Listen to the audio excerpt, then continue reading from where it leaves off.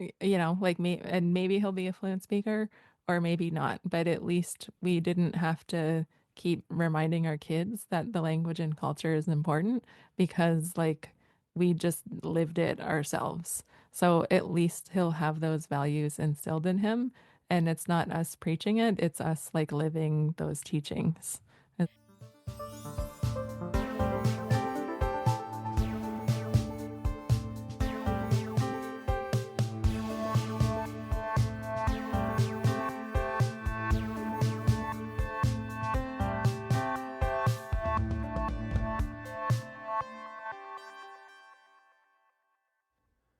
Welcome to Enweying, Our Sound podcast. This is a grassroots podcast intended for those raising or helping to raise children in an Indigenous language. A special shout out to the Indigenous Screen Office for making season 2 of Enweying possible. Getcha Miigwech. Bojo, welcome to Enweying Our Sound podcast. That's going to backfire on you because I'm going to use this. Okay, so anyway. So just get No, you're not. ready. You won't. Yes, I am. Okay, so Bojo. I'm in my healing girl era. I'm not scared of nothing. Oh. So we're doing episode, I guess, what are we at? Was this 3rd or 4th? This is the 4th guest we've had on, so our 5th episode. Season 2, air quotes. We haven't recorded since like before the summer, hey? Yes, it's been a long time. Yeah, because life and,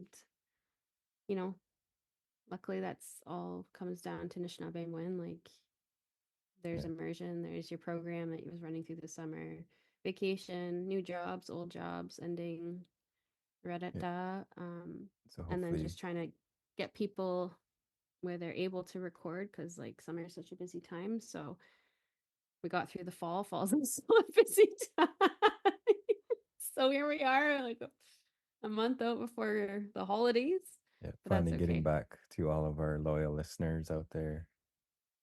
We have thousands of downloads. Monty, I can't stand when you go off about that. I never want someone to think you're serious. From around the world. That's true. We got downloads You know, around like the the world. highest amount of people who have downloaded this are from Germany. Oh, really? From one town in Germany. So they'll hear it. That's Anyway, good. so lots has changed in the household, but we have a really special guest on today. I was looking forward to this guest, just full of knowledge in all aspects of language revitalization and life in general. But Yeah, I've been wanting to have her on for a long time. Powerhouse, someone I think about often when I'm trying to be a better person, and I think of her and what I can learn from her, and she's always been a role model because she started her learning journey a bit before me. And let's introduce ourselves just for our listeners, even though we're on season 2, episode 5, and they should know who we are, so like already and whatnot, but we'll introduce ourselves before we give her a chance to introduce herself and give her the floor. So Gintam Ozawa.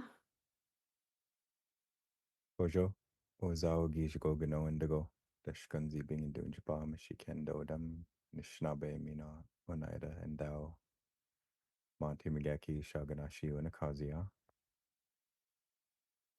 So my English name is Monty.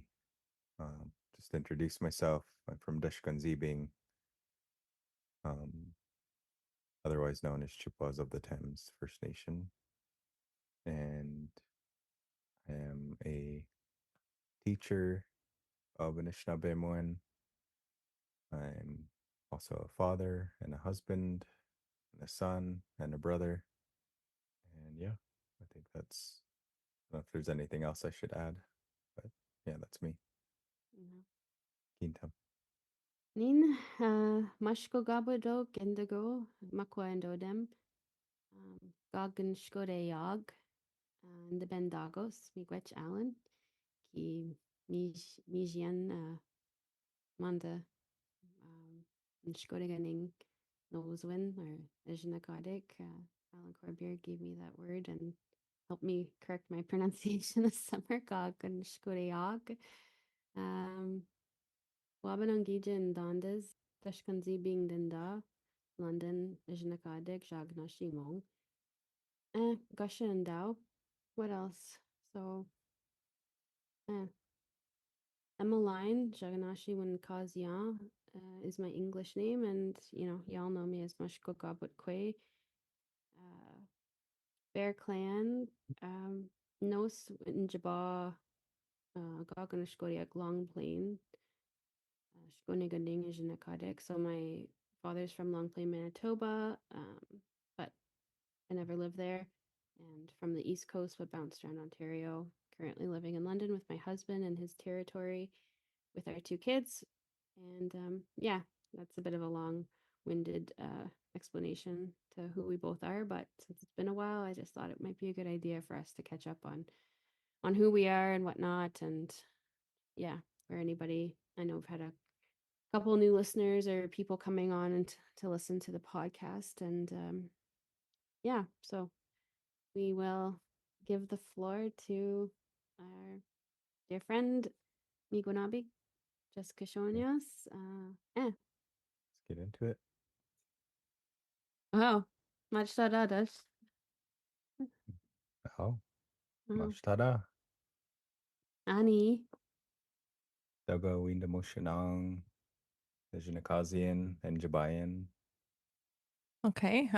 Ani Bojo, Miigwanaabiikwe Noswin, Jessica Shonias, Dishnekanago Jaganashimang, Adikdodem, Nishnabekwe Dow, Majikining Do Debendagwas, Minwan Doda, Megwa, Atikameksheng Gi Benja Koganago, Majikining Ginjaba Nospa, Minwa Atikameksheng Jaba Gasha. Anishnawbek. And swe gwizna sak doananik. Nin minwa nabem Beedaban jinkaza we kong jaba. Anishnawbek. Anishnin. Da nishnabem toa nanik. And the gwizna smak mumpi endaya. Yeah, Miigwanaabiik, that's me. So my name's Jessica Shonias. I'm a caribou clan from Rama, my late father's community. That's where I'm a band member of and I live currently. And my mom is from Atikameksheng. So I always acknowledge both of those communities. And can't remember what I said already. We have 3 boys. Me and my husband, Beedaban, he's from Ojibwemotaadidaa. And we live here in Rama and we speak the language to our kids at home. That's me. Oh, Chimiigwech for introducing yourself. And yeah, we all know each other pretty well. So, I don't know what you want to get into first. I guess we can talk about how we met, if you can recall. I was hoping you weren't going to ask that because I don't remember. I remember how we met. In Okay, can you tell us? We were at ATAG. That's when we met in person. I think I followed you and Miigwanaabiik online, and I saw you guys were doing language stuff. One of you came up to me at the Anishnawbek conference and just like introduced yourselves, and you're like, "Oh, we're this person. We do language," and I was like, "Oh yeah." And then that's how we initially met. Yeah, that's the gist of it. That's what I was going to say because it's just different, like being millennials and or growing up with the internet. Like now you just kind of quote unquote meet people online. So there's like the internet meeting, which is like you're just kind of passively following each other on social media. And then, yeah, that's what I remember too. And it wasn't me, it was Miss Miigwanaabiik that went up and talked to you because I'm like way too nervous to just go up and talk to someone in person. And then for Emmeline, that's even worse. I don't even know. I think it was the same thing online.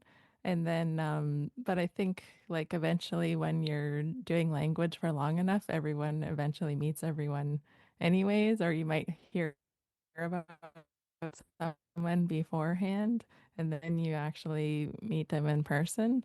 So I think the first time we met in person was here in Rama when Corey Snake was having like some Eshki-Nishnaabemjig immersion thing. But it was very brief because I think you were only there for a little bit. And yeah, Miigwanaabiik wasn't there, so I went up and introduced myself. But then, yeah, and then things just kind of happen naturally where the language circles get smaller and smaller. And then you're kind of, you all have to be friends with each other anyway, whether you want to or not. But I choose you guys as friends. Oh, miigwech. Yeah, that's exactly how I remembered it. Yeah, you like, yeah, I just remember you like showing me your photo, like me on Instagram, being like, Gina, like, and I was like, yeah, because I saw you from afar too, just from being in school and people knowing you, and then the circle, and it was close to Rama, so I was there quite a bit. Anyways, yeah, yeah, And and then go ahead. so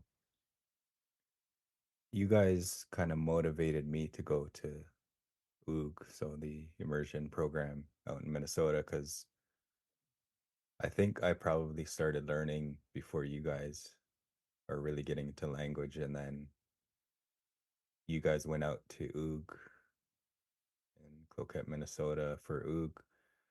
Um, and I had seen like advertisements for it, but I was like, no, it's a different dialect. I'm not gonna understand anything, so I'm just not gonna go. But it looked like intriguing because it was immersion. And then you guys went the the summer. I don't know what summer it was, 2014 maybe, or maybe before that, 2013. And then I was like, oh well, they're more beginner than I am, so maybe I could do it. And then so that kind of inspired me to go and to go out there and discover that. Um, and then I ended up uh, what do you call it? Recommending that Emmeline go to OOG as well later on. But yeah, we can get into kind of that part later about how that inspired us to create Eshki-Nishnaabemjig. Um, but we wanted to see if you could share your learning journey and why did you start learning? Oh, geez. Yeah, I don't know. Where do I begin? It's really hard because, like, I think my whole life I wanted to speak the language, but I couldn't. And, like, no one in my family, in my close family, spoke it. Like, my parents didn't speak it. My grandparents didn't speak it. It wasn't until after my granny Sadie Ba on my dad's side had passed away that I found out that she was fluent, which actually makes sense if you think about it, but like it wasn't a thing. So I was kind of sad because probably the last couple years of her life that like I would have been quote unquote fluent, whatever that means. Like I could have held the conversation with her in the language, like how good it would have been. I don't, that's up for debate, but it made me kind of sad because it's like I could have like learned from her. I could have like tried to speak to her, that kind of thing. So suffice it to say, it was never in our home or in our family. The only time that I would hear it would be like at daycare, at school, in the community, like if we're at a powwow and then elders giving a prayer. And like as long as I can remember, I always wanted I may have understood some words and stuff from school and daycare, but didn't really know what they were saying, but really, really wanted to. So I always felt that like longing. And like the words were on the tip of my tongue, but I couldn't say them. So as far back as I can remember, I've always wanted the language. Like I don't know why. I'm like, wow, other people aren't like that. So, so like we always had it, we had it at daycare here in Rama. And then my parents split up when I was about 6, 7. And then when I was 7, that's when we moved to my mom's community in Atikameksheng. So I don't really remember like a lot of Rama. Like I don't remember language class. So I was kind of surprised that we even started back then. And then in elementary school, we had language class. And I think it was, numbers, colors, and animals and words. And I don't say that to like criticize or punch down on anyone because that gave me the basis that could help me start learning. So I always felt like once I like really got into learning and like how to put sentences together that I was starting with something at least. Like I had some words and I was familiar with the sound of the language and that kind of thing. So I had something to work with. But all those years, it was like I would pick up a class here or there, like, yeah, I'm gonna get serious about language. And then life would happen or I would just learn more words and like couldn't put them together to form a thought or a sentence for myself. I just knew like a bunch of words. I could list a bunch of stuff, but I had no idea like how the language was actually structured or, you always hear people say, "Oh, I want to learn the beginnings and endings." Like they're saying they want to learn how to conjugate a verb. So I was like very much in that boat too. Um, and I found some like old journals, cringe, from when I was like a teenager in high school. And I was really surprised. It was kind of cool to see it because even in high school, I wanted to speak the language to my kids, my future. If I was going to have kids, I wasn't sure if that's what I wanted, but that was something that I always wanted for myself. Was like I wish we could just be speaking our language, and there would be like kids at school, like because I went to high school at Lively High outside of Sudbury, lots of Finnish people, and there would be like Finnish families who like their first language was Finnish, I guess, and that was the language they spoke at home. And then they came to school and spoke English, and it's like, wow, why can't we have that? So I've always wanted that. And then a lot of the language classes, and then just the way life works, like it's just not conducive to becoming fluent. And back then, I wasn't even sure if it was possible. Like I wanted to be fluent, but I had no idea how. Oh, and had never seen anyone else that could do it. Like there was elders that were fluent speakers from birth, like, and then there was me who was just learning words, and there was no in between. So I wasn't even sure like how to go about that. So just spinning the wheels, spinning the wheels. It's funny, I don't think it was until I met Miigwanaabiik, I don't even know when that was now, maybe 2013. Here was this other kind of young guy. Like, oh, I'm not going to say how old we are or how old we were back then, but someone like-minded who really wanted to learn. And I'm an introvert, and when it came to language, I was like really scared and shy and nervous, and had like all that baggage that we carry as Anishinaabe people. Like shame and I don't know if it was guilt, but like very emotional. So like if I had to speak in front of someone in a class, my throat would like literally close up and I like couldn't breathe and my heart would be just like pounding. And so like I probably so it's just funny, Ozawa, how you're talking about like meeting us and then like being inspired. Like that was all Miss Miigwanaabiik just taking me along for the ride. Like I wouldn't be here if I didn't have someone like Miss Miigwanaabiik who like I don't know, he's a weird guy. Like he says that he likes being in awkward situations or like, like he still gets nervous to speak and he's like, I kind of enjoy that. I'm like, really? Like, because I can't relate. So he kind of like dragged me along, not dragged me along because I wanted to be there, but like he helped me get past my nervousness.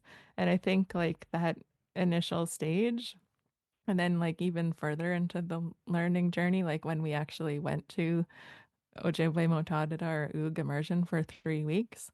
Um, so at that point, and then even my first time at immersion, how hard it was. I think that's where a lot of people just give up because it's like it's just incredibly way too hard. And I don't blame anyone, like because I know what it's like, and like I cried a lot and wanted to give up a lot and was exhausted and felt stupid a lot too. So but I think like that's the point where you're like you either make or break it. Like you're either on the verge or like not, or you're quitting kind of thing. So I don't think it was until I met Miigwanaabiik that we were really serious about it, and we would like go to like language tables and like language class and same thing, like, or even places would be advertised as immersion, and like that's what we really wanted. And then it would just be like speaking in English about the language and learning more words. So we would go all over the place because we were like, how do we get there? Like, how do we like become fluent? Like, can it be done kind of thing? And I remember, him telling me they had Brian McGinnis in his community of Wasauksing, but Brian was living in the States somewhere. So it like, there was lore that there was, and I guess Alan Corbier then too, but I wasn't like really big in the language. Like I never went to Anishnawbek or like, I didn't know that about him. So yeah, so still we were like, how do we get there? Like, how do we do this? And then that first year that we met you, Ozawa, at Anishnawbemjig, um, that was when we saw the ladies from Ojibwemotaadidaa presenting on their immersion academy. And we're like, and then I even was getting nervous just sitting in there when they were talking about immersion. And we were like, wow, this seems like the real deal. And then and like a older fluent speaker was sitting in on the workshop that we were in, and she goes, "Oh, are you Nancy Jones' granddaughter?" And she goes, "Yeah, I am." And she goes, "I remember you. I went over to visit." And like that's when you were just starting to speak. And she's like, "You've come a really long way. I'm like, I understood everything that you said, and I'm really proud of you." So we were like, "Oh my God." And then they're like, okay, now we're gonna simulate immersion. Let's do immersion. And I was like, oh my God, get me out of here. So I was like, wow, these people are like the real deal. And then for the rest of the conference, we would see them around and they would only be talking to each other in Anishinaabe. And like that's when I was like, I could be that too. Like, so we were like, we have to go to this immersion academy. But I think by that point, their registration for that summer had already closed. So we went for 2 or 3 weeks to Thunder Bay. And we didn't take the whole like language teacher program, but Pat Ningwans had offered a like quote unquote quote immersion uh, course, and it was still very much in English. But like Pat's an amazing teacher, and she would get up and speak in the language and like talk to each other, and she really understood how to teach so that we were starting to understand the language. So after that 3 weeks, she was like, "You guys are all ready to go to immersion. Like, like you're on to the next step." I wasn't, but I wanted to believe that. So the next summer we went to Oog, and back then it was 3 weeks, um, and no English whatsoever. I'm not going to go down that because whole story because you guys obviously understand that, and I'm sure if your listeners have listened to other people like Ben Widout, um, did he talk about Oog? Anyway, I'm sure it's out there, but suffice it to say, it was the real deal. And I've always done well in school, academically. But that was the first time that I was like the quote unquote weakest learner in the room, and I really saw like how hard it was. So I really sucked and I probably wasn't ready and I was like crying in my room every night. But I had survived that 3 weeks, um, even though I couldn't say a lot. But that was kind of like the point of no return because what I gained out of that was I was finally over like my fear and my shyness. I was like, I just sucked for 3 weeks and like th no one cares. Like there's no consequences to it. And I realized like in fact I gained a skill. Like this is what it's going to take if I want to be fluent. And again, when I was there, I saw people younger than me that were like conversationally speaking in the language and didn't need any English at all to communicate themselves. And I said like how did you learn? Like what did you do? And they said, "Oh, I just came here for a couple summers." So so it was like we were finally on the path and meeting people and like finding out what works for other people and being like, okay, that's what I have to do. So the second summer we went, so then we went back the next year. Was that 3 weeks then too? That was the first Yeah. year you went Ozawa. Yeah, it was 3 weeks. Okay, so it was 3 weeks then. And then just in that one year, like I was like no longer crying anymore. I was like laughing and having fun. And like there were still points where I was getting frustrated and, I was still very much like not very strong of a speaker, but it was like a complete 180 from the year before. So yeah. So and then after that, like, yeah, I had survived or like white knuckled it or not quit the tough part. And then it was kind of like an upwards trajectory from there. Yeah. It's funny because this is kind of going back from what we were talking about, but when I went up to Wisconsin for the first time, like even before you and I met, I was told about you and Miigwanaabiik because I was learning language at the time, and they were like, "Oh, this guy's gonna come and he's a good language speaker and his woman too, like they're language people, like go meet them." And I was just too shy because I didn't know anything or know anybody and everything. So I just remembered that when you said like it was him kind of bringing you, and I just remember seeing you guys and kind of like silently fangirling. I was like, "Oh my God, like someone else learning language." But I was like, I'm not gonna introduce myself. Like, this isn't the time. Like it was, I think we're at the corn roast. Um, anyways, yeah, and Oog stayed 3 weeks until my first time going, and that was way after you guys. So to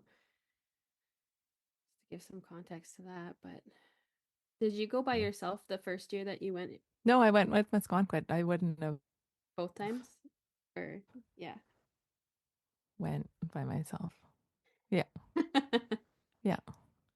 And then the second time we went, that was the first year that I met you, Emmeline, in Rama. And then I was always there because I remember he was asking me about dialects. I didn't know you were dialect supremacist and so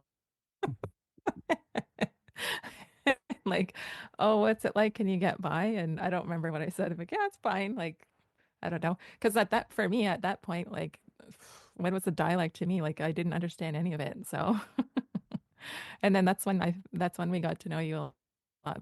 We started talking about, like, wouldn't it be awesome if we had something like this in Ontario? And then, yeah, it's kind of, yeah, what led us down the path that we're at today, I guess. And then I heard you talk before about Marianne Corbier's books that really helped. Yeah, I forgot to mention that she was another still is formative in my learning. I took the first time I took her course was probably 2006. And so her course books really like that was the first time that I saw someone like break it down and like here's how the language works essentially.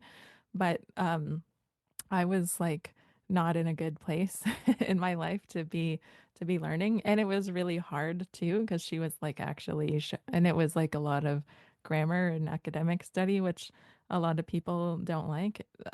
I was fine with it. It wasn't an issue, but it suffice it to say it was hard. So I probably only got like 63% in that course. And I'm like years, so I don't know. It's almost 20 years later, like 18 years later, and I still refer to those books. So I kept coming back to them all the time. So I think she let me just like sit in her courses when we were living in Sudbury. So I kind of like quote unquote took it a second time and I still failed. Like I still would do the tests and like just like everything was wrong. But it didn't deter me. I was like, yes, like valuable feedback. Like it's not helpful when someone's like, yeah, everything you said was right because I know it's not. So it didn't deter me, but I still really, really sucked at it. And Manyan actually used to tutor me before the first time we went to Oog. I was like, oh no, I'm going, like this is really happening. And that's when I was like, oh, I need survival phrases, like how do I say, I just realized I didn't know how to say like anything useful, right? Like I could say like the chair is black, but I couldn't say like I'm going to the bathroom or I'll be right back. Or I would be how do I ask them like how to say like where can I go swimming around here? Like stuff like that. So she would like one-on-one tutor me because I used to live in Sudbury back then.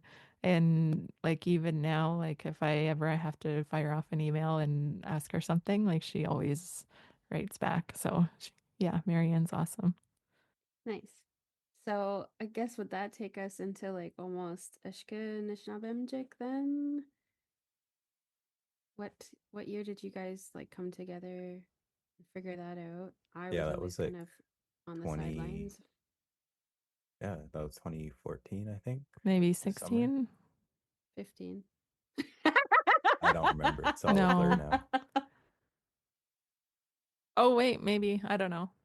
I don't know. I don't like when people ask me because I'm like, I don't know. It was sometime But yeah, between 1986 Yeah. and 2024. but I do remember, Let me see if yeah, 2016 was the first year yeah, Oh, at that you ran Anderson it. Lake. Yeah. Oh, it's not even showing you. So, sorry, what was the question? Oh, like yeah, the first year that it ran was 2016. I just kind of meant like how you guys came together to decide. I mean, I know we've I think talked it about was it a little bit, but 2014 or maybe it was 2015 when we were at Oog, and then just one night, um, I think you messaged me and Squonquit, or you guys talked about it or something. I don't know how it came about, but we all met like at night when everything was done.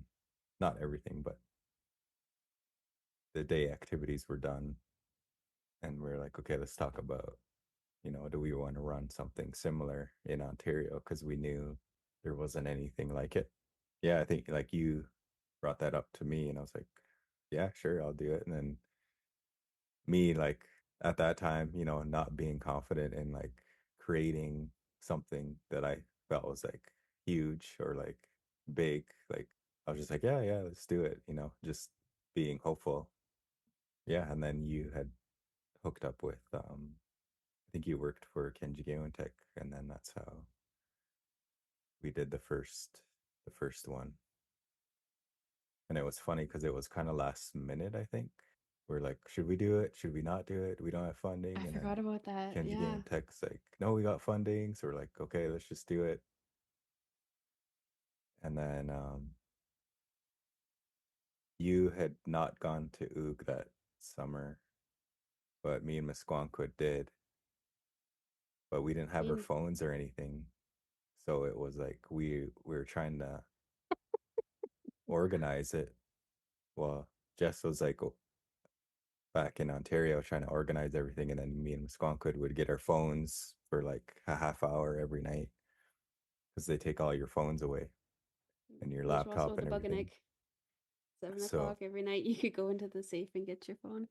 yeah, they have it all in a safe, so you get it for a half hour. So we'd go check our phones or whatever, check our emails. Okay, what's the update? What's happening? And then we end up running the first year at Anderson Lake and we had to do it 10 days straight, I remember, just because of funding. Because we didn't Um, have money. yeah, so we had to do 10 days straight, and that was it. We did it. It happened. But I could tell people were, and that was the first time, anything was run like that in Ontario, right? So I remember people getting tired around day 6, 7. About day 7, I could really tell people were like switching into English or like just speaking English just because they're just their brains are just fried. But what do you remember about that time? I'm still looking through my phone trying to figure out what the timeline was. Started at like the end of June and went into like the second week of July, I think, like the 16th, around there. And then it literally jumped from Oog because I was with you right into Anderson Lake and I tagged along just to have like 5 weeks of Anishnawbe win. So it was kind of like the middle of July onward. I'm pretty sure. So the first time we went, Misquanquet and I went to Uga was 2014. So the second time that was Ozawa's first time would have been 2015. And then that's when we started talking about having our own immersion. And then, so then when did we run? 2016? Mhm. Okay, then you're good with that. Just, I don't know. It's bugging me now. Whatever, 2016, I guess, was the first year that we ran. What do I remember about it? Yeah, like we applied for fund. So when we were at UGA, was like, we should do something like this back home. And so we met with them and asked them, like, can we, like, we want to do something like this at home. Can do we have permission to use their model? They said, yeah. And they kind of shared with us, like, some of the kinks and stuff that they worked out doing their own trial and error. And, like, here's what we recommend. Here's what you should avoid, kind of thing. And then we applied for funding through Canadian Heritage, and they were like, you're going to get it, you're going to get it. But they didn't want to fund everything because our project was too expensive. Because I think part of it was we wanted to train our fluent speakers. Um, it turns out just get awesome speakers and you don't need to. But I think that was the part that they thought was too expensive. So it was like we almost had all of the funds, but there was some extra stuff that we couldn't do. So then Kenjigewenteg partnered with us and the OCF Ojibwe Cultural Foundation in Chigaying. They had some money too, and so they were gonna like top us up. And then the funders were like, yeah, it's gonna happen, it's gonna happen. But we were getting like closer to the summer and we had to like book venues and do call out and invite people and hire teachers and do the application process and like to ask someone to go away from their family or jobs for 2 weeks, like you need at least a month notice. So we were getting kind of like antsy, and then they said like, you're gonna get the funding, but like we can't say for like you still have to wait till kind of went ahead and started planning it. And then the day of, they're like, oh, whoops, we're not we're not gonna fund you guys. So then we had already put out the announcement, like Kenji Wenteg and OCF's name was like plastered all over it. And I was like, oh my God, am I gonna get fired from my job? Because I kind of just like I know OCF are just really awesome and they just care about language and they make things work. So that's what happened. So and then yeah, when you guys all went to OOG, I stayed behind because I thought, well, I'm like this is a like a native school or whatever an institution place of learning. So I said, let's just tack an additional qualifications course onto this program. So if you're registered with the Ontario College of Teachers, you would have got an AQ for teaching Ojibwe. Because I felt like if you're doing 125 hours of strict immersion, like I feel like, yeah, you could probably teach some language. And so I would go to work all day while you guys were having fun learning language in Minnesota. And then I would come home and like type an AQ course, which like I've never taken an AQ course. Like, and I was just like so stressed. Um, and I submitted it to the OCT for accreditation. And if anything would have come back like, no, this needs to be fixed, then we wouldn't have um, had that in time. And it went through on the first round. So I was like, oh my God, I wrote thank you, nothing like the pressure. And I felt like that kind of justified the spending. Like, um, yeah, so that's what we did. And it was amazing. I can't believe how many speakers we had just because it was like the first time we had really seen anything like that. We put a call out on social media and it had like 10,000 shares or something like insane. Um, and like people were really excited. And I think because we were out in like Minnedominissing area where all the speakers are, we had all kinds of speakers coming in and like yeah, I just can't believe it happened at all. I thought it was amazing, and I felt like you could feel in the room like just like something like magic was happening. Like the vibes were like I just couldn't believe. We were just kind of like, let's just try it and see what happens. And then, like I don't know how like 8 years later, we're still going strong, I guess. So it was amazing. Yeah, I think like saying the first time, like I know some of the speakers at first were kind of hesitant, like, you don't want us to speak any English? Like, how are they going to understand? And we just kind of, I think, and I tell people this all the time, how it works or like why it works is because the facilitators or us kind of lead the way in staying in the language. I think when you go other places, if the lead person who's usually, you know, we don't have an elder organizing this whole event, but usually the person that's organizing the whole event doesn't speak very well. They're just kind of, they want people, they just want a gathering of language, which is awesome, but they just don't stay in the language. So then it's like we talk about the snowball effect where you roll the snowball down a hill and then just one person speaks English and then two people are having conversation in English and then next thing you know the whole camp is just talking in English about language rather than speaking in the language. Is that why Mhm. it works? I didn't know it was because of us as facilitators. I think so. I don't know how it works. It just does. Oh, Um, okay. Good job, us. I think that's why it can stay in the language. Um, but of course, we need our fluent speakers there, and the ones that we have there now have been there for years. So now it's like they're just so amazing. They just kind of go there every year now. They know what to do. They know how to speak to the students. So Yeah. But I also feel like, yeah, you don't understand a lot of what's happening at first, but um, I don't know. I can't even remember because I tried to explain it to an elder here. They're like, but they're not going to understand me. Like, how are they going to learn? And I had a really good answer for that elder, but I don't remember what it is now. But if you don't force yourself to like listen and speak, then you're never going to learn. Like you're missing an opportunity to do it. So there is a period where it gets really hard. And then when you get there, like, are you going to quit or are you going to keep going?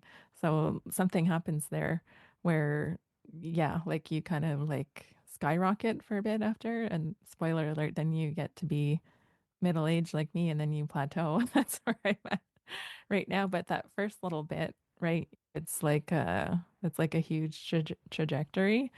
Um, but also, like, this is the part that the tough pill to swallow piece that not everyone wants to hear. As much as I like love being in immersion and it works, like, I don't know how it works. It's kind of like a miracle. It's also not enough for adults. Like, we also have to learn the grammar and like, or whatever we don't have to call it grammar. We can call it what the patterns are and how the language works. Like, you have to know those foundations, because there's a lot of stuff that you will miss in immersion as an adult too. So it's kind of both. Kids, like, absolutely not. You don't teach them grammar, just speak to them, right? Because they have those like amazing child brains. But like, I'm well past that age, and it does get harder the older you become. Like, it's not impossible, but it's just you have to work that much harder at it, right? So because I think that when we, especially adults or when anyone communicates, we all want to understand each other and be understood. So, I there's a lot of really great teachers out there like Barbara Nolan and Albert Owl, um, and who else does that TPR? Rhonda Hopkins and Mabel Lewis Hill. Like, they're all phenomenal. They do that total physical response where they can tell you a whole story not using any English, all Anishinaabe, and you understood the whole story. Like that's amazing. That's a skill I'll probably never have, but that I would love to figure out how they do that. That's like a gift for sure. And so in I can sit there in immersion and I know what they were talking about because they're using their body language, they're acting it out, they're drawing it, like, they're checking for understanding, and if you don't understand they'll figure out another way to talk around it so you get the message. But does that mean that I can turn around and retell that story? No. Like, that's where the studying works, and you'll also skip over a lot of those quote unquote filler words in between. um and if you're not aware of it, like as an adult, like you would be surprised the amount of stuff that you skip over, right? Like all those little particles like sa, gua, na, sagonad, like Nina, like all these little particles, we totally skip over them as adults. So it gets you pretty far, but then eventually you like if you want to go to that next level and like really sound like a speaker, you kind of do have to hit the books. And I think that's another barrier for people too. And that might be the hard point for them is like this is too hard. I don't like this way, I don't learn this way. Um, if I knew of a better, easier way, like I would have figured that out by now. But we're not in a position to be like picky and choosy and idealistic at this point. It's like, I'm just going to do whatever works. Like, so when I went to OOG and I was like, how did you guys become fluent or whatever to this point that you're at? And like, I went to immersion and I recorded speakers and transcribed and translated them. And it was like, okay, well, like obviously that works. So that's what I'm going to do. And hopefully I get to a point where I can speak enough that my kids can just hear it in the language and they don't have to go through that, right? They can learn it ideally at the home the way we should all be learning it. You know, didn't ask me about grammar, but that's what I think. Yeah, like part of that, I think, and maybe I've said this on this podcast before, but I know I've said it in other places where I think we were like 10 years behind Western learners or teaching. And I think Eshki-Nishnaabemjig, it gives you like an advanced learner atmosphere. So, we have a lot of programs out there, especially now there's even more language programs, but then it only goes to a certain point and then there's nowhere else to really learn more. And then coming to Eshki-Nishnaabemjig, you see other learners, you see other advanced learners, and then you're learning other things. Like we go over VTAs, which we know is really hard to teach in regular classrooms. And people, some people, it's their first time seeing it broken down. And then, they go home after that, after attending, and then they study on their own and are able to understand it more. Um, and so I was thinking, like, why do they have so many speakers out west, like so many young learners? And so, yeah, just like all that, what you were saying is they had, that earlier. And I think us in Ontario, with the help of,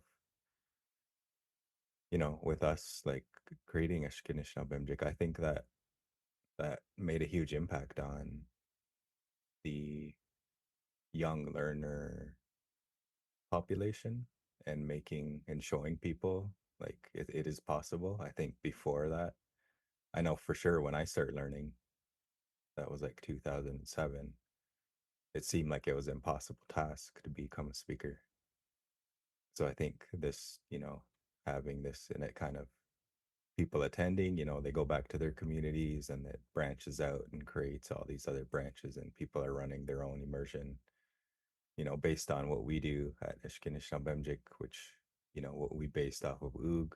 So yeah, I think we're catching up here in Ontario, or I guess I should say central and southern Ontario. We're catching up to the out west. They kind of have it down. They have their formula down on how to create young learners, and we're getting there. more and more young people are being conversational. Yeah, I never thought it was possible until I saw people my age and younger speaking proficiently, and I was like, "What?" Like, I didn't think that that was, like you said, possible. Like, I was so confused. I was so overwhelmed. I was when was like, I'm a line Indigenous cause. I didn't understand anything they said back to me, and I'm like, how do I not understand that? Like, where am I? Um, and you pointed something out, Jess, that I think about a lot, and that's like the urge to want to like connect or have fun. Like, you're in such a uncomfortable or awkward position when you're learning or you're in immersion. And generally in English or in your first language or whatever language that you are most comfortable speaking fluently, like when things get awkward or whatever, you have like a comedic relief. When you can't express that in the language, you try and find a way to express it. And so like there's a motivator to connect with other people and to laugh with other people. And it makes me reflect on when I was learning German in Austria. The first 3 months that I was there, I didn't learn anything because they kept like translating into English for me, and I wasn't taking any classes. And the jump for me was when I finally met friends after 3 months. My friends weren't going to speak English to me because I was just going to be there temporarily. And I've said this before in the past, but they, I had to like keep up if I wanted to laugh or like connect or like socialize with them. And that's where my jump went from like not being able to use German at all to like 3 months I'm semi-fluent, can proficiently keep a conversation or do what I need to do in the world in that language. And I find that happens in immersion because you're with other people with like you're wanting to have fun, or you were playing games and you do have fun and you want to like tell people or express, and so it pushes you through that fear zone to the growth zone because like you're motivated by wanting to socialize a little bit too. Like that's a really helpful thing, I think. And then also, sorry, yeah, and I took a grammar class when I was learning German too, so that also bumped me up as an adult because yeah, so then it just reinforces that like in another language, that's how I got to where I needed to go. There was just not all that emotional baggage attached to it, and it was just an interest and a hobby to me, whereas like when we're doing it, we're carrying a whole load of crap with us, right? Like that also stops us or like breaks us, or like is like a bit of a factor of like, can you work through it and keep moving, or is it just too much or whatever, right? Mm-hmm. All right, so I guess we can get into, you have your babies now. You knew you wanted to speak to them in the language. So just, I don't know, tell us about how you find it.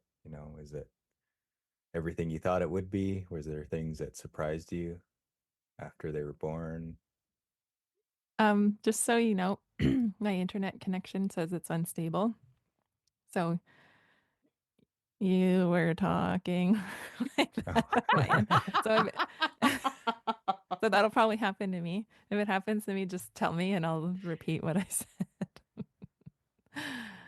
um Sorry. Okay. Sorry. The question was me wanting to speak the language. Sorry. Can you repeat the question? You have your babies now, and you know how is that going? How was that journey? Was there anything that kind of took you by surprise in those beginning processes, or to where you are now? Or Well, it's funny because even though I said I'm like I was like maybe I'll have kids, maybe I won't. Like I was fine either way with it. Like if it was going to happen, then great, and if it wasn't, then that's fine too. Yeah. So even though I said that I always wanted to speak the language to my kids, I wasn't sure if I was going to have kids. And then we did. We were ready to, me and my husband were ready to have kids. And um, I didn't think too deeply on language or what my goal was. Like, I know other parents are like, oh my God, the kids, my baby's going to be here. And like, what do I do? And they start to have that panic, like talking about language families. Um, and what should I do?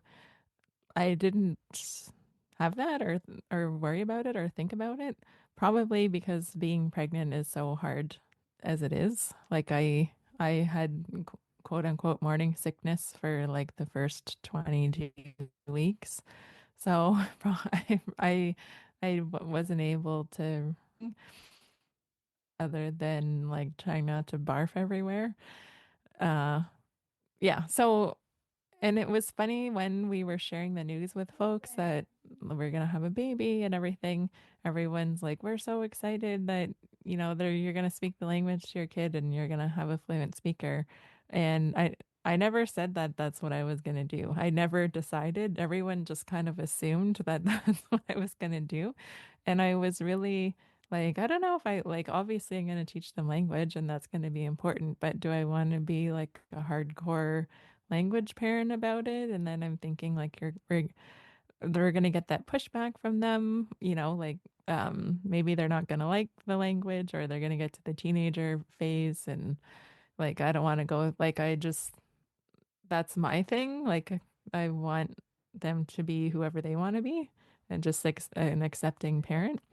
Um so I never really like decided that.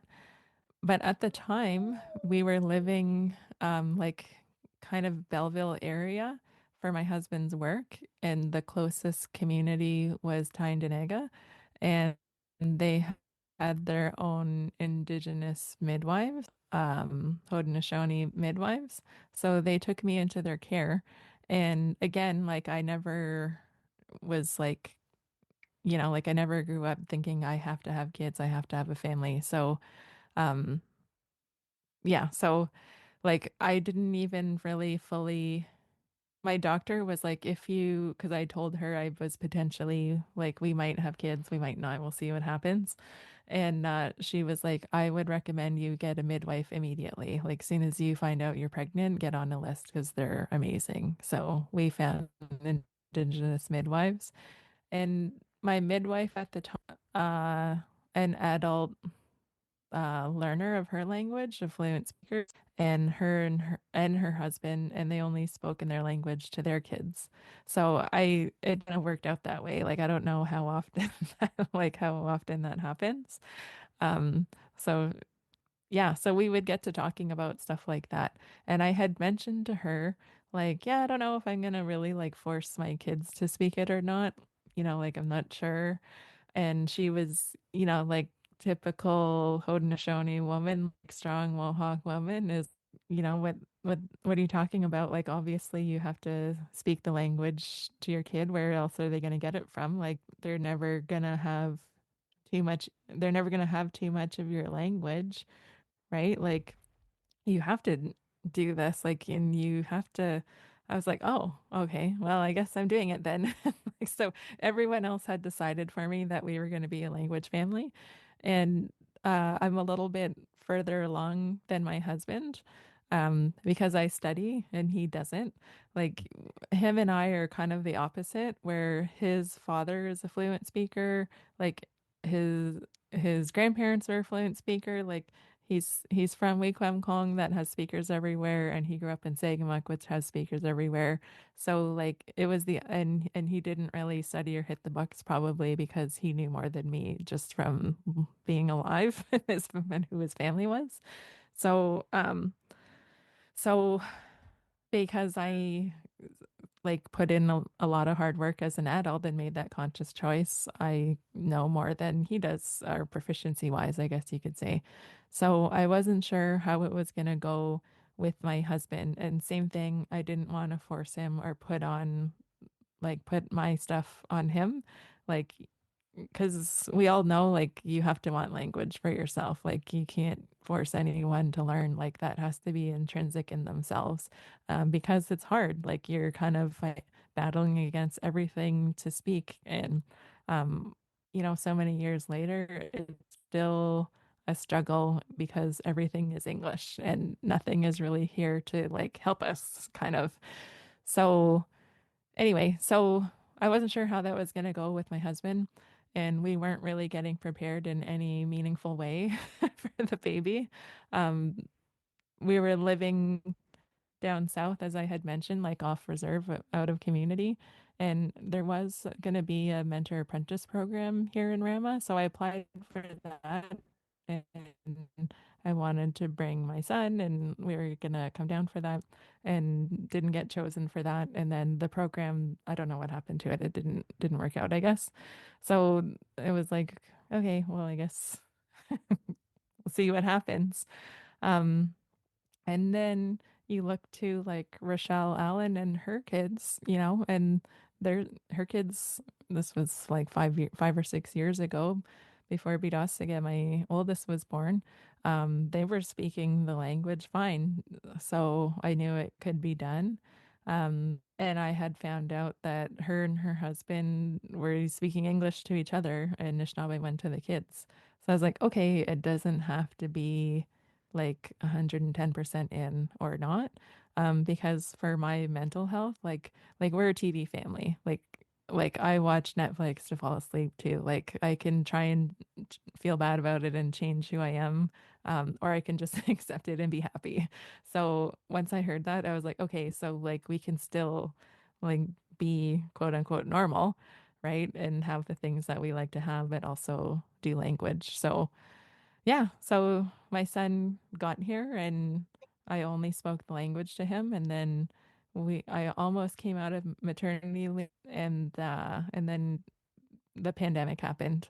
And so we moved back to Rama April 1st, 2020. And, I could have been in Timbuktu. Like we had moved back to the community to grow up in community and learn language. And like we were just on lockdown for 2 years.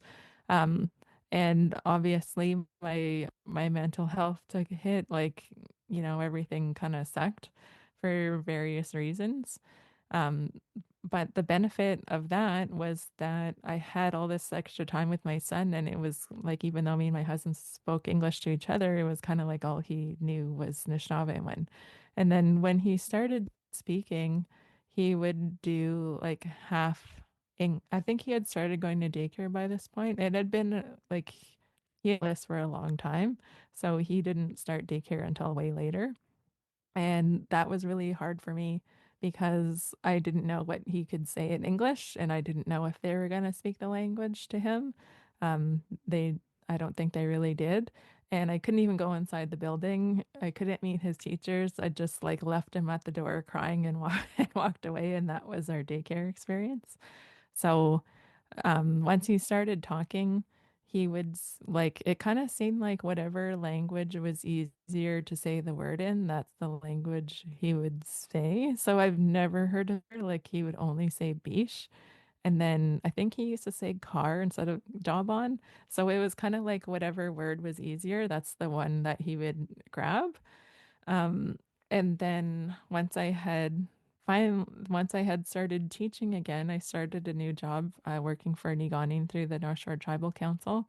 I was the language teacher for staff. They're like, we know you can do immersion, so let's do immersion. Um, and I was like, great, but I don't have childcare. And they're like, well, we know your son speaks the language anyway, so bring him too. So I was like, okay. It was really hard because he was like 2 and he was like Jingus running everywhere. And um, so that part was hard, like wouldn't recommend that. And um, and it was like all in the land. There was like no running water. We were like in our tents kind of thing. And he would try to use some English words, and I took him aside and I was like, I don't even know if he's gonna understand what I'm trying to say. I said like Kaiwia we jaganashimsi Mampi abadek queen shinabem mishpin jaganashimian nishnabe man kanin. Nahau gonna tum? He's like, no. So I told him like no one here wants to speak English. Like you have to speak Anishinaabe. And if I tell you speak Anishinaabe, you're gonna speak. And he was like, okay. Back to the group. He said Anishinaabe, naho, and he would switch.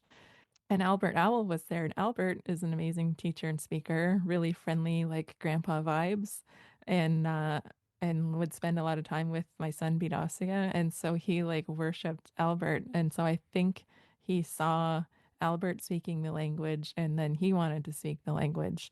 So then for probably like 2 years after that, my son only wanted to speak Anishnawbek, at least when he was with us. Like I didn't know what he could say in English, like at all. Like, and I would ask them at daycare, I'd be like, can he like communicate himself? Does he understand? Does he have words? And they're like, oh yeah. I was like, okay, because I have no idea. And I would go places with him, and even if he knew, like, right away if someone can speak the language or not, he didn't care. He was still speaking Anishinaabe. So one time we were in a hotel and we got on the elevator, and this old guy gets on the elevator with us, and he's the Jaganash, and he looks at Vidaska and says something to him like, "Hey, little guy, are you going for an elevator ride?" Or, and then Vidaska looks at that old man and he looks at me and he goes, "Weneshmava." And then it was like, ding, that man got to his floor and got out. And he just like so puzzled, like, what just happened? Like, what language were those people speaking? Because I'm white and Vidaska is dark and we're not speaking English or French. So he had no idea what the heck was going on. So he only wanted to speak Anishinaabe for like a long time. So, like, my story is going to, as a parent, is going to be different from a lot of people's because it happened during COVID. So as much as COVID sucked, being isolated actually was like really good for our language.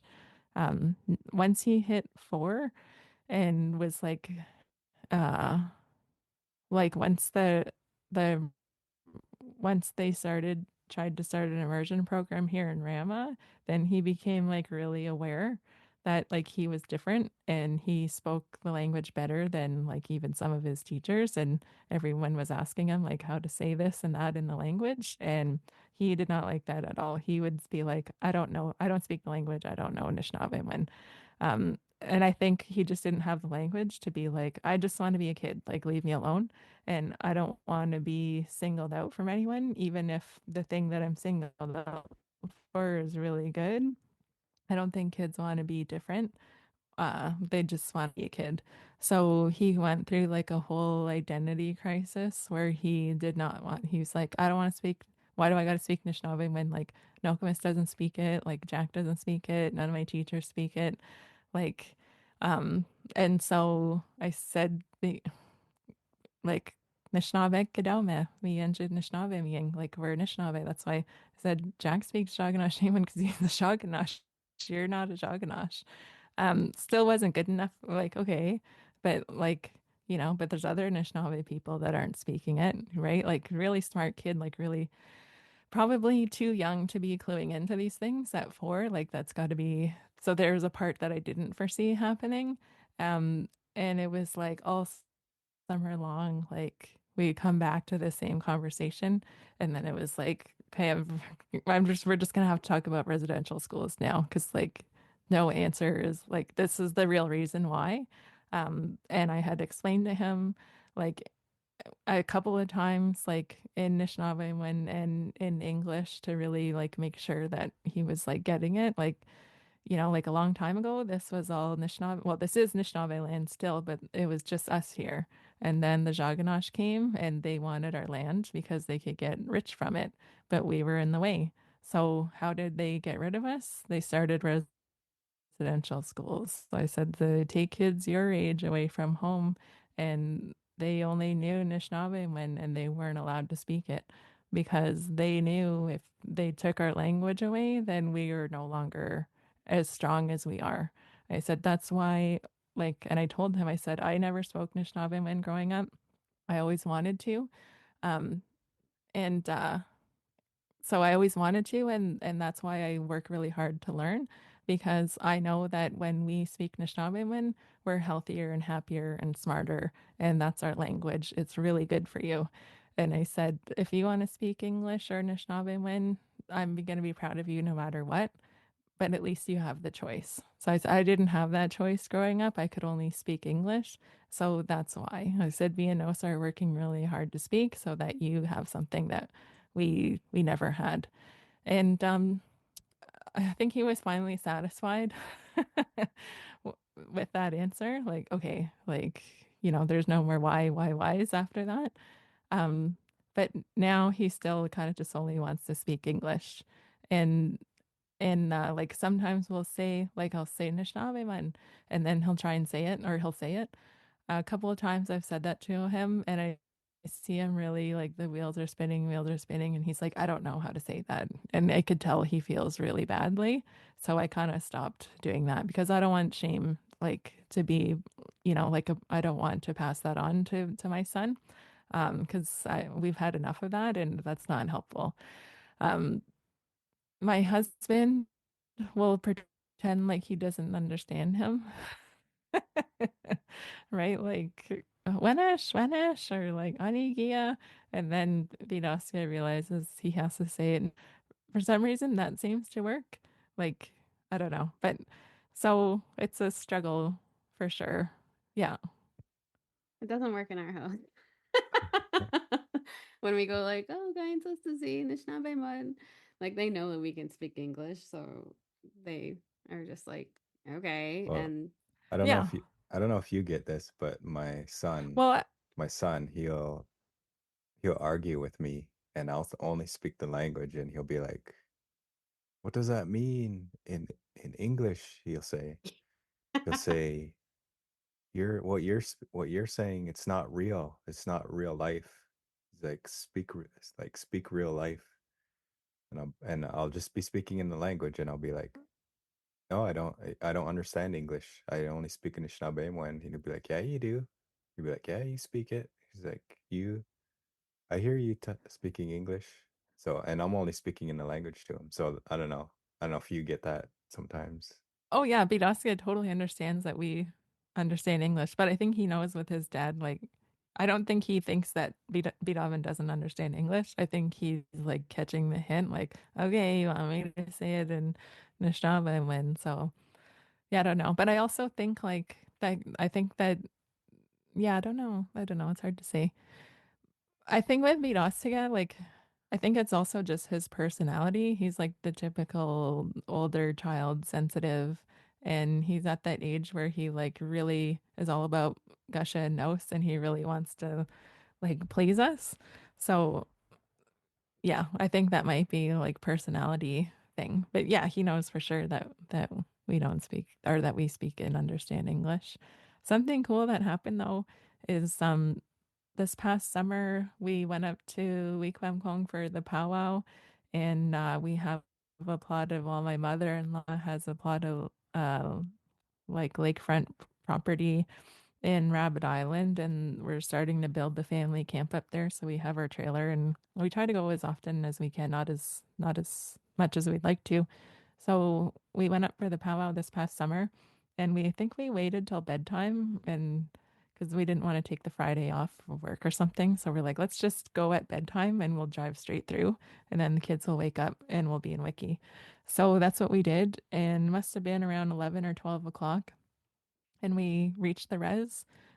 Typical res, like the roads are awful and bumpy, and there's like res dogs barking and chasing after the car. So Bidasiga woke up in the middle of the night and started looking around and saw that we were in Wiki. And he just started speaking Nishnawbe like on his own. Like we didn't have to prompt him or nothing. Like he was pointing out everything like, oh, Shantaha, Nishgab, Watinok, Nimshak, right? Babayawad, oh, Nishka, Tigol, Nango, Sak, Swimming. And I was like, oh my God. Like, and then maybe I had commented on it to my husband or something that he was speaking the language.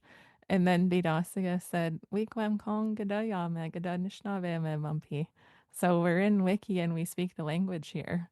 And like it always makes like I was like, like my eyes were getting misty, and he loves it out there. He's such an outdoorsy guy. I love just like it's one of my favorite things on earth is to bring him up there and just watch him outside on the water on the beach. And his little spirit is like so free and happy.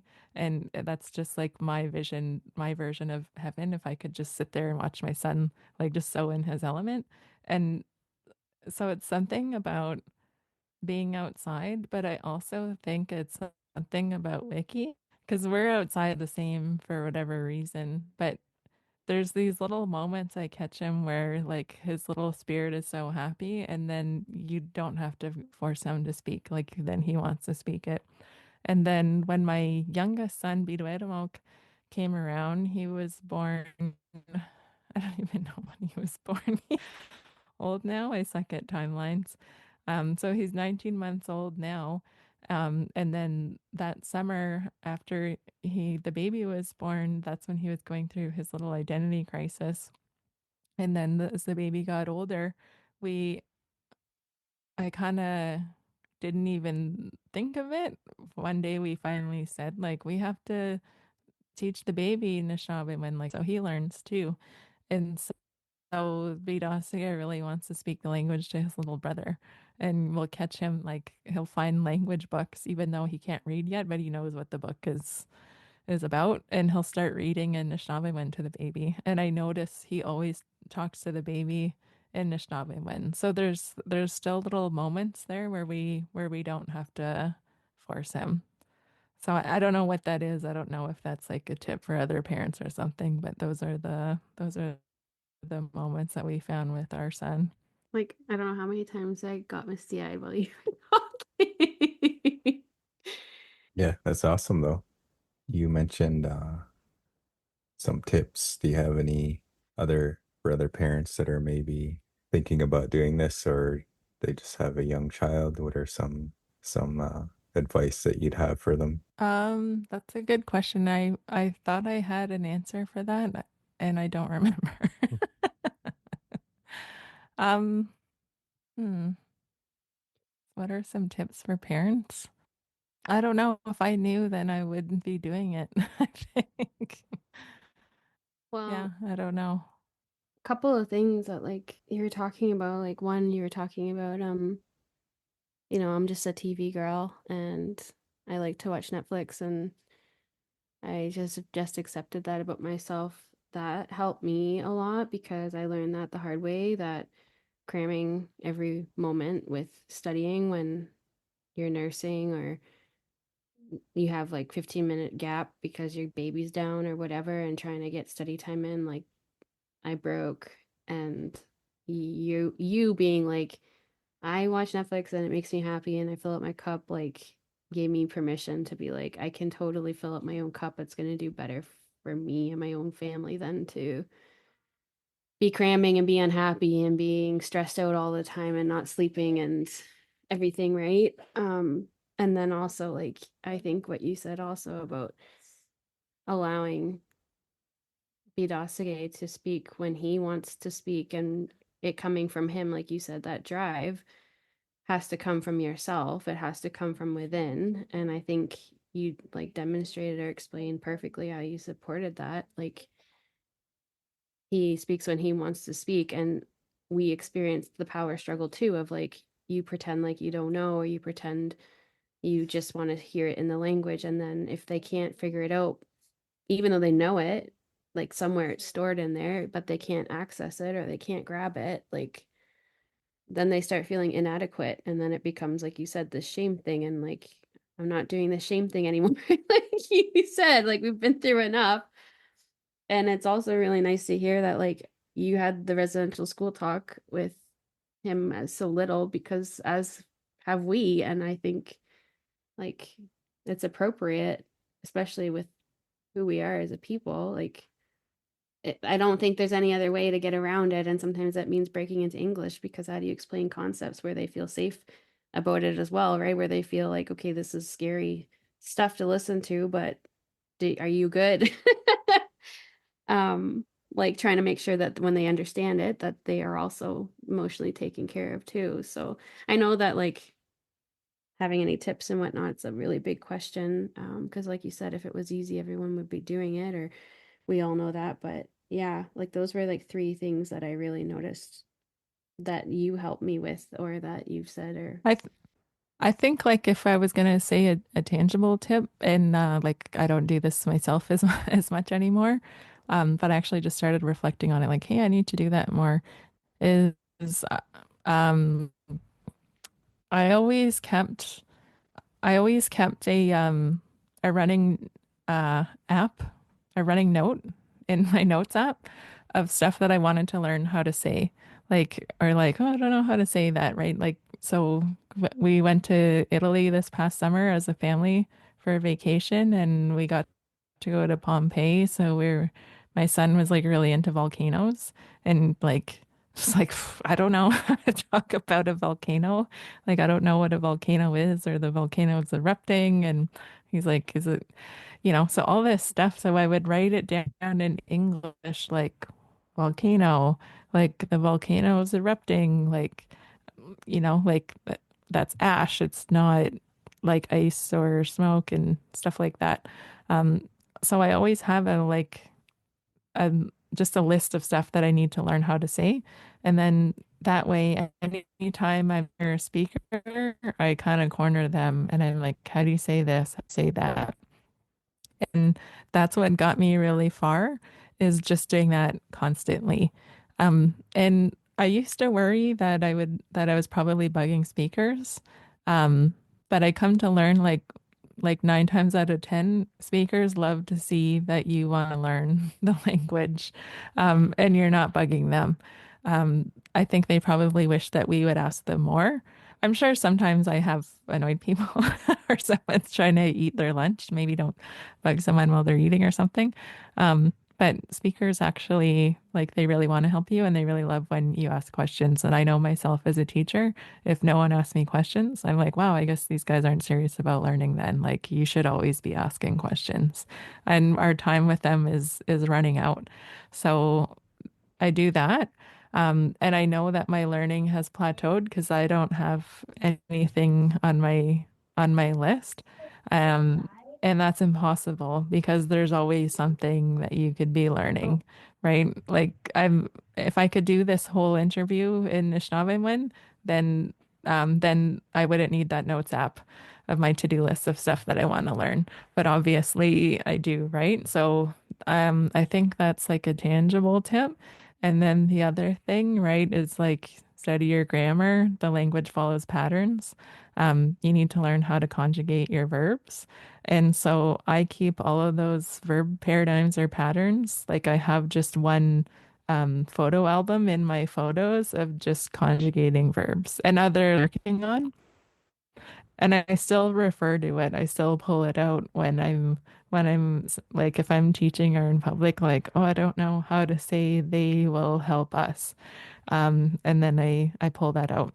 And that's kind of like how I learned, how I memorized those patterns is just consulting it enough times and also like being in immersion enough times that eventually something sticked and made sense.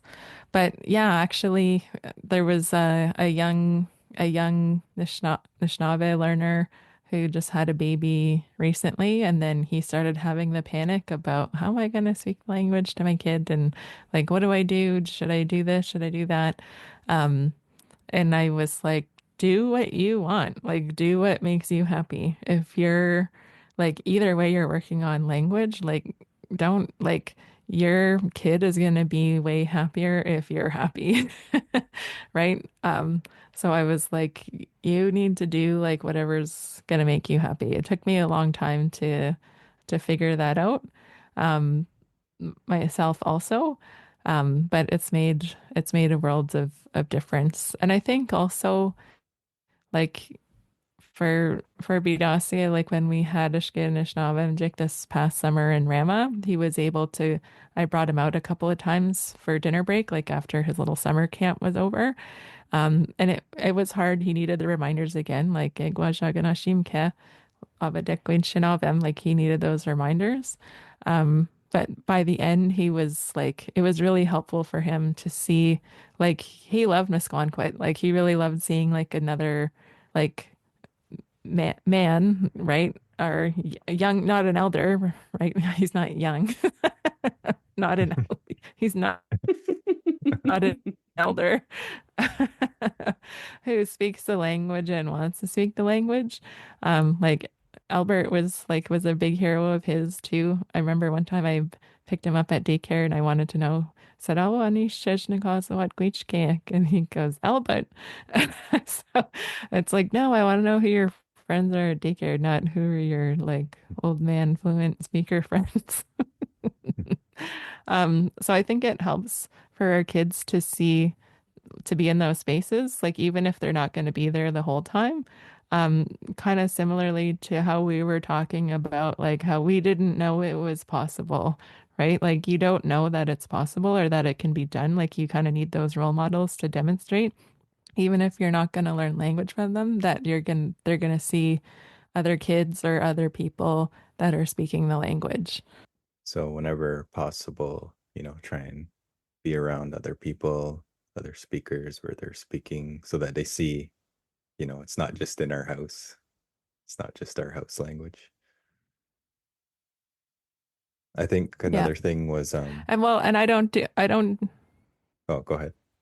Oh, I don't bring my kids to everything either though, because same going back to being happy. Sometimes like I need to focus on my learning before I can fill my own cup before I can fill someone else's. So sometimes so they come like if I'm game for it or like no, this is Yash's time and like I need to learn for myself. So anyway, sorry, what were you gonna say, Ozawa? Oh, just kind of the same thing. Like I think people who've been learning language, they want to keep learning at that same rate after they become a parent, and you just don't have the time, or you just don't like you have to parent, right? You don't have the same brain capacity when you don't have kids. So I think that's a thing to for parents to know about too, is like it's okay that you're not going to be learning at the same pace that you were before having kids. Yeah. And like I lugged my kids around everywhere I could for like the first uh 3 years. And I just like was like, and that's that. Like I'm gonna fill up my own cup. Like I don't feel like I'm not gonna learn anything because I'm gonna be with them. So like either I don't like I'm just there to like let them hear or I'm there on my own learning because like the two just generally don't happen at the same time for me. So I'm And like, yeah, go ahead. oh no, totally. And that that actually reminds me, not just as a parent, but like across all when or like language reclamation work is when you're a learner and you have like any kind of moderate form of success, you get pulled into teaching a lot. Yep. I thought that was like just a me thing or just the Anishnawbe thing, and it's like no, that's every language that phenomenon happens for whatever reason. So I think you have to be really vigilant about your own learning. So so I've been denied learning opportunities because I'm quote unquote too advanced. And it's like that's not how this works. Like you kind of always have to be learning. So I think again, it's I guess I'm going back to the same message of filling your cup before you're able to fill anyone else's. Is I think it is important that once you learn language, you share it or pass it on in whichever way possible, whether if you're if you're not going to be like speak at kids, whether it's teaching or something.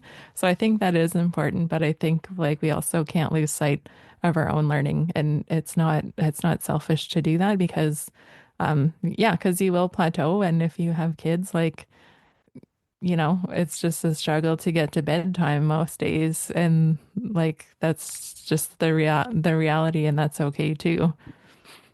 Thank you for saying it.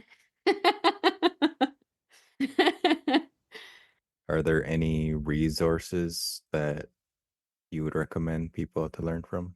I don't know because well, Marianne Corbier's course books from Laurentian are out of print, but Ken Jigawinteg took them over, and Amy DeBossier is developing an online course from them, and so I guess I guess stay tuned on that through Ken Jigawinteg, um, to see what came of those because it's being updated and it's even being turned into like some sort of online format where I think you can even learn at your own pace kind of thing. So that one's going to be really good. And I just saw Mani on Monday, or sorry, that doesn't mean anything to anyone. I just saw her 4 days ago, and she saw what Amy had done with it so far, and she's really, really excited and happy. So I think it's going to be really good. I would also, yeah, look into, I think she teaches Majtada courses through Kenjige Wenteg. I haven't taken anything from Ninatic, so I'd can't speak from experience, but I noticed when in the game, then we had a lot more learners come to Eshki-Nishnaabemjig. So I feel like he probably gets them to a point where they're like ready for immersion. So even though we don't work with him, like we kind of are, because we're getting a lot of his like his graduates and stuff. So that's probably a good program too. And then anything out of Minnesota, even though, you know, it's a quote unquote different dialect, don't be like Ozawa and get thrown off by dialect because the patterns and the grammar is the same. I think it is important to pick a dialect eventually so that you sound like you're from. That's one thing that I like about Anishnawbe. I like when I hear someone speak, I can usually tell where they're from by how they're speaking. So it's cool to sound like you're from somewhere. But at the beginning, it kind of doesn't matter. Like, you just learn anything that you can. And then once you get advanced, then you can be a dialect supremacist like the rest of us.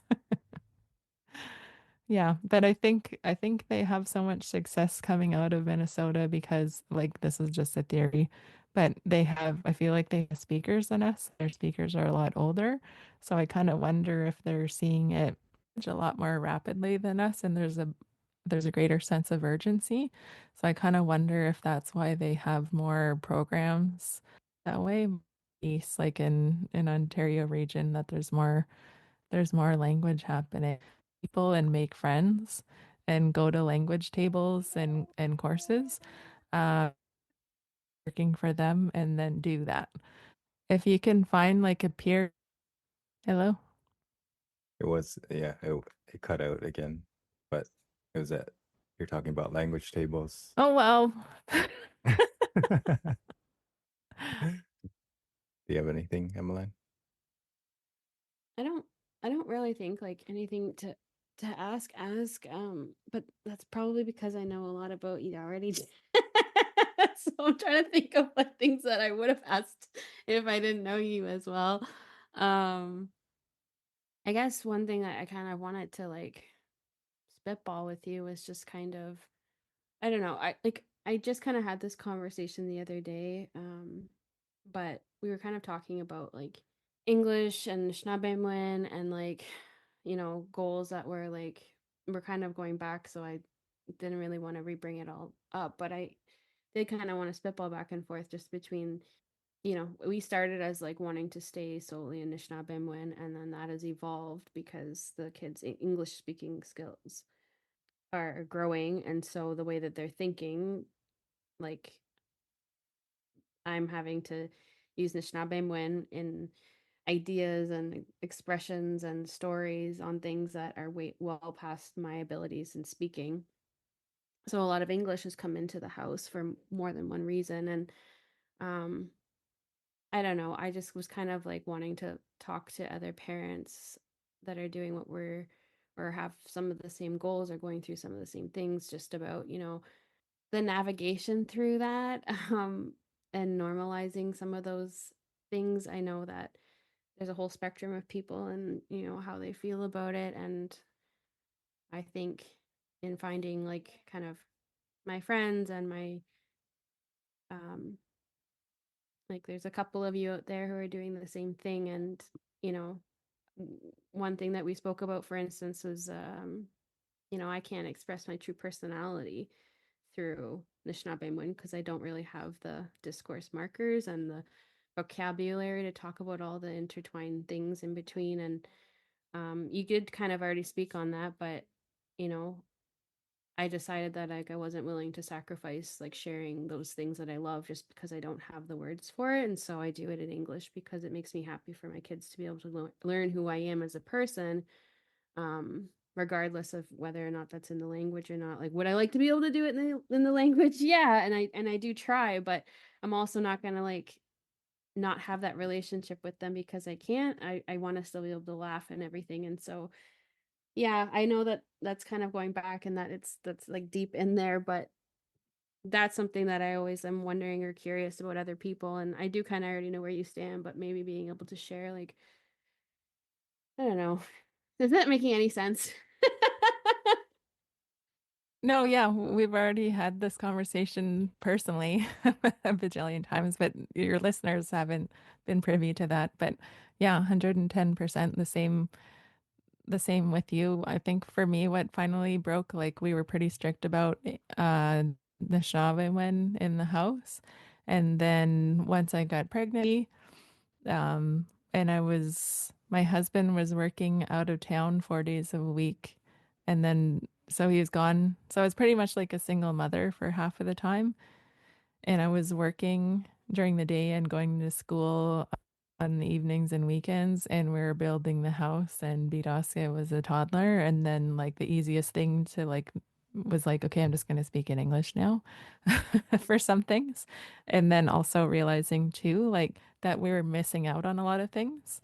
Um, like I really like the Harry Potter books, and Vedasi is not old enough, but like when he gets older, like I'm gonna read them to him because there's no Harry Potter and Anishnawbek one. Does that mean like we can't bond in that way? I can't share my favorite things with him because it's not in the language. And mostly, like, do my kids feel safe um, with themselves and with me? And sometimes like their emotional safety and like I want my son to be, I would love it for him to be a fluent speaker of Anishinaabe, but not if he's going to be like a toxic male because we didn't teach him how to talk about feelings properly, right? Like, so he has to be in touch with that. I don't care what language that's in. Like, let's do it in Chinese. Like, if it means that like you're going to be like healthy and happy. So yeah, and then same thing as like I don't want him to have shame or guilt around that. Like that's not one of our teachings. That's not like our values. Like that's intergenerational trauma, but we're trying to break cycles here. And so I had to say to him, like, yeah, I'm proud of you whether you speak Anishinaabe or English, but at least you have a choice. Yeah. So, and then like on the flip side, there's times where, I'm like yelling at the kids in English, and I realize I could have said all of that in Anishinaabe when, so it's like that snowball effect, right? Like it's a slippery slope. Like it's vigilant. It's all the time. But, like we're all just trying our best, and that's all that we can do. So. Like me, and maybe he'll be a fluent speaker or maybe not, but at least we didn't have to keep reminding our kids that the language and culture is important because, like, we just lived it ourselves. So at least he'll have those values instilled in him. And it's not us preaching it, it's us like living those teachings. It's like, this is what we value as a family because this is what we do every day. So, like, he'll have some language, like how much, like we'll see. But at least, like at least he'll always have those values there. Yeah, that was powerful. Well said. Holy cow. I was like mind blown when you said that last part. Um, yeah, And like the and other thing, like I know hopefully this is just the audio. No one sees what I look like coming home from the gym. So no one can see me, but like Nwabshka is like Um I'm white passing, right? And so for me, I had my own identity crisis where it's like I'm Anishinaabe, but what does that mean? Like I don't look Anishinaabe, like I don't live like Anishinaabe, like and I want to say that I don't feel bad for myself that I have white passing privilege, and no one should feel bad for me either, because I've had it pretty easy. So I don't ever want to come across like, and I probably did better learning language because of that, because I was able to do well in school, like and learn the grammar aspect. So I think I definitely have a lot of privilege. Um, but the reality was like I did feel like uh ashamed of who I was and like what does it mean to be Anishinaabe? Like I'm not sure. Um and if I wanted to pass as white, I could, right? Um Once I learned my language a little bit more, um I don't I almost forget that that was a phase of my life. Like I completely forget. And sometimes I'll see beginners that like break down and have all these, and I'm like, oh yeah, like that was me like 20 years ago, 15 years ago. Like I totally forgot. So the language is definitely healing for sure. Like you can say whatever you want about Anishinaabe people, and I know it's not true. It doesn't bother me at all because I understand like the crappy parts of being Anishinaabe, but I also understand the most beautiful parts of being Anishinaabe. And like I know who we are and who I am and where I come from. And like I am proud of that for sure. Like 110%. Wouldn't change it for the world. And so all of that to say is like identity was a big missing piece for me.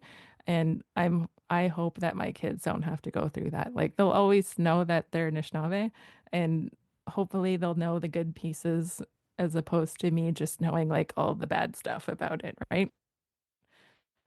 So that's the other thing, like we're instilling those values and they're also like life is not going to be easy for them being Anishinaabe people. So they have to be strong in their identity and know where they come from and who they are. Because like I'm not always going to be there to protect them. But I am giving them these tools that are going to help them thrive in their life.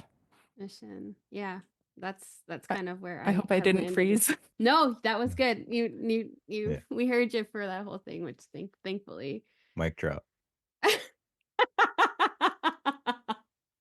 No, it's good. Yeah. Yeah, that's also the realization I think that I've kind of come to is that right now, like they're probably my kids are probably going to need to, continue their learning as they get older, probably after like they get, and that's okay with me. And that, like what you said, is that for me, it's that I grew up so disconnected.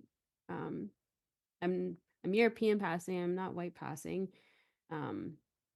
But I felt so disconnected. I was like, what's the fastest way for me to feel my like to be Anishinaabe? What's the fastest way? And that to me was language. So that's why I went into the language route. And then I'm like, that's all I wanted as a child too. So at least if they know who they are because they know their language to a degree, then they are that much more stronger as a person in their identity. And that's kind of why I'm doing what I'm doing and easing up a bit on myself on the pressures of like, well, they don't conjugate properly or whatever. Like, it's like, well, they can figure that out later. So, again, very much value your, I'm like, win. Like, just wise words, holy. Yeah. Miigwech. I think that's about all we have. I think that's good. I think that's a good way to end, good note to end on. And just your knowledge, just amazing in language, and now you have this newfound knowledge of raising kids in the language and what all that brings. And Say that one more time, Jess. It's not even funny anymore. All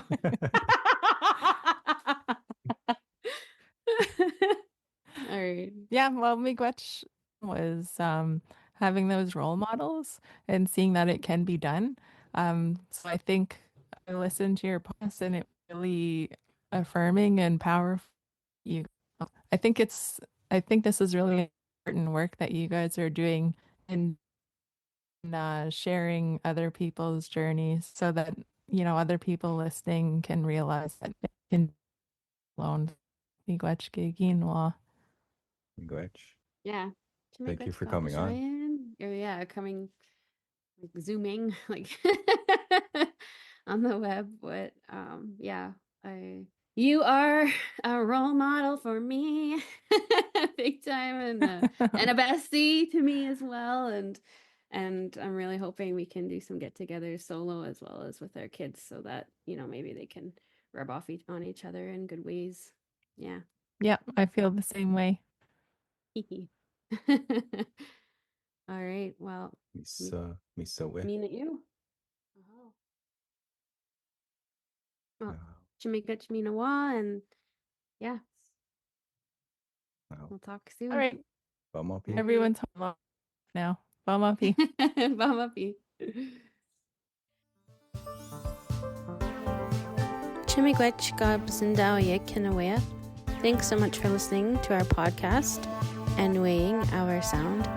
To reach us by email, find us at oursound.podcast@gmail.com, You can find all of our links to Buy Me a Coffee, Patreon, Instagram, etc. at our link tree, which is linktr.ee/enweying.oursound. Our theme song was done by myself, Nin Miigwanaabiikwe, and artwork completed by Nashime, my younger brother, Brent Beauchamp. Chimigwech.